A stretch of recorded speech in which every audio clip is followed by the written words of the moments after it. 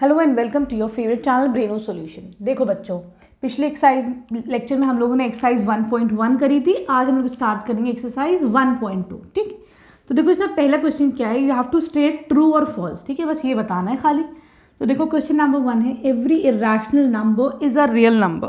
ठीक है, इसका मतलब क्या होता है बेटा कि जितने भी इरेशनल नंबर्स है वो सारे रियल नंबर्स है। तो पहले तो यही समझ लो कि रियल नंबर्स जो है वो किसके बने होते हैं बेटा।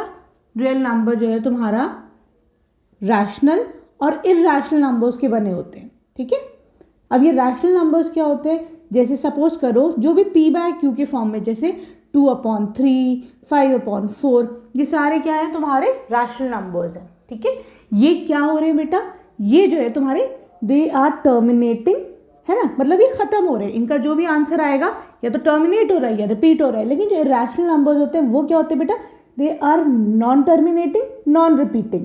ठीक है, इसका मतलब क्या होता है नॉन टर्मिनेटिंग नॉन रिपीटिंग का, कि जैसे सपोज करो अगर मैं लेती हूँ 1/3 तो इसका आंसर कितना आ जाएगा 0.333।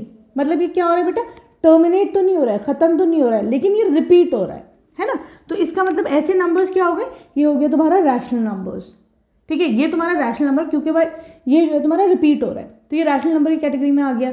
लेकिन अगर मैं पाई की बात करती हूँ तो पाई क्या होता है, पाई होता है 22/7। इसकी वैल्यू क्या होती है 3.14 एंड सो ऑन। ठीक है, वो चलता रहता है, ये जो है टर्मिनेट नहीं होता। This is non terminating, non terminating जो मतलब रुके ना।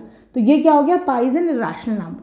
ठीक है बेटा, इसी तरीके से तुम्हारा √2 है, √3 है, √7 है, ये क्या है सारे तुम्हारे दे आर नॉन टर्मिनेटिंग, जो खत्म नहीं होते। तो ये सब किस उसमें आते हैं, ये सारे जो है इरैशनल नंबर्स की कैटेगरीज में आते हैं। तो अभी तो ये कॉन्सेप्ट समझ में आया कि रैशनल क्या होता है, इरैशनल क्या होता है। अब ये पूछ रहे हैं कि सारे इरैशनल नंबर्स रियल नंबर है, तो हाँ भाई दिस स्टेटमेंट इज ट्रू, ये सही बात है कि सारे इरैशनल नंबर्स रियल नंबर होते हैं। ठीक है, अब आ जाओ तुम इसके सेकेंड पार्ट पे। ये कह रहे हैं every point on the number line is of the form √n। मतलब क्या है, तुम्हारा यहाँ पर है suppose you have a number line. ठीक है, ये तो भाई नंबर लाइन है, इसके ऊपर कुछ पॉजिटिव और नेगेटिव नंबर्स होते हैं। ठीक है, लेकिन अगर मैं बात करूँ √4 की, क्या होता है 2, तो भाई इस पे है, नंबर लाइन पे है तुम्हारा।